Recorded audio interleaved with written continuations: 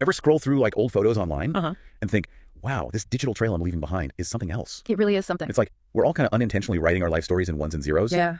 But what if we could be more deliberate about it? You Yeah. know, Yeah. what if we could curate that digital footprint into something more meaningful? Yeah. Something that captures who we really are, even after Long after we're gone. Yeah. That's the whole idea behind digital legacy. Exactly. It's a fascinating concept. Isn't it? You know, it goes beyond just preserving data. Mhm. I think it really taps into that human need to connect, Yes. to share our stories and to leave our mark on the world, Yeah. even after we're physically gone. Yeah, and it reminds me of something that Polina Porskova said. She's been, incredibly open about her grief journey. Right. And she wrote once, when I was plunged into my own world of grief, I learned firsthand how little I had offered. Sympathy is not empathy. Wow. It's powerful, right? It is. It gets to the core of why I think this whole digital legacy thing is resonating with so many people. Mhm. It's about forging these deeper connections and fostering a real understanding between people. Yeah. And this desire is actually driving a massive surge in what they're calling the death tech industry. Really? Yeah. They're saying it's on track to hit $1.6 billion by 2028, Wow. which is That's a huge. lot of money. Yeah. So we're not just talking about a fad here. No, not People are really investing in this. Absolutely. And what's really interesting is the generational divide we're seeing. Yeah. Research shows that 72% of people under 35 are open to paying for digital legacy services. Wow.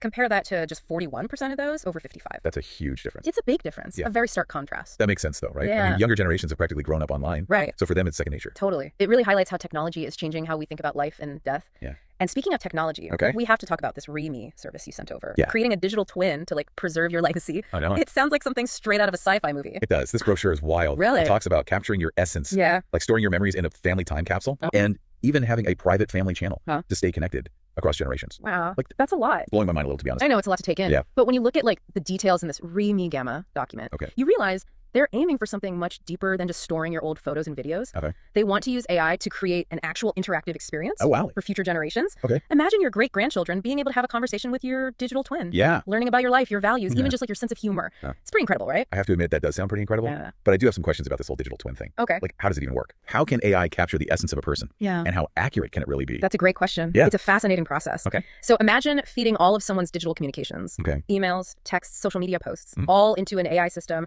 along with photos, videos, audio recordings of their voice. Okay. The AI analyzes all of this data, Right. looking for patterns in language tone, Mhm. even things like, their favorite chess openings based on years of online matches. Wow. And then using all of that, it recreates these small but meaningful aspects of someone's character, Okay. allowing your grandchild to connect with their great-grandparent in this very unique way. Oh, wow. Yeah. That's really interesting. It's really something. Okay, so I have to ask then, is it really possible to capture the true essence of a person with technology? Right. And what about the ethical side of this? Mhm. Is it even right to create these digital echoes of people? Yeah. It's definitely a head scratcher. It is. On the one hand, preserving memories and connections in this way is powerful, Mm. but it also brings up all these questions about what it actually means to capture a person in the digital world. For sure. And it's not just a philosophical debate either. Right. This has the potential to really impact people's lives. Oh, right. Think about that user persona we talked about. Okay. Alice Johnson, Yeah, the writer. with a terminal illness. Yeah, battling a terminal illness. Right. I feel like her story really resonated with both of us. It did. She wants to leave something behind for her kids other than just her books. Yeah. She wants to share her wisdom, her stories, her essence Right. in a way that feels personal even after she's gone. Yeah, and ReMe could give her that. Exactly. Like, it's a way to connect with her family in the future. Yeah. In a way that just wouldn't have been possible before. Exactly. Yeah. And it's not just for people who are nearing the end of their lives either. Right. Remember Mark? The pilot The pilot? Yeah. who died unexpectedly? Yeah, leaving behind his wife and child. Yeah, I remember that one. Imagine his family being able to hear his voice again, Oh, wow. share stories, receive messages that he might have left for them. Yeah.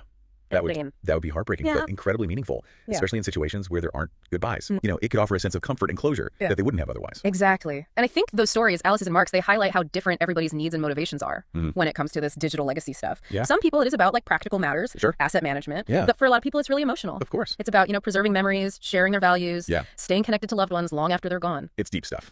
Yes, it really It's is. futuristic and human at the same time. Yeah. As this tech gets even more advanced and easier to use, it Yeah. makes you wonder, will this just become normal? Right. Will everybody have a digital twin someday? Exactly. What will that mean for us? Right. Knowing that a part of us could be around long after we're gone, That's all to think about. it is. Those are the million-dollar questions. They are, for sure. And ones we'll have to keep exploring as things change. Well, I think it's safe to say that digital legacy is a fascinating topic. Totally. And a very human one. Absolutely. And on that note, we'll leave you with this thought. Okay. If you could leave a part of yourself behind in the digital world, Mhm. what would it be? Ooh. A message, a memory, some advice for future generations. Yeah, It's something to think about it is. as we wrap up this deep dive into the world of digital legacy. Totally. For our listeners, don't forget to check out the show notes for links to all the research that we talked about. Yes. Till next time, keep exploring Mhm. and keep those digital legacies in mind.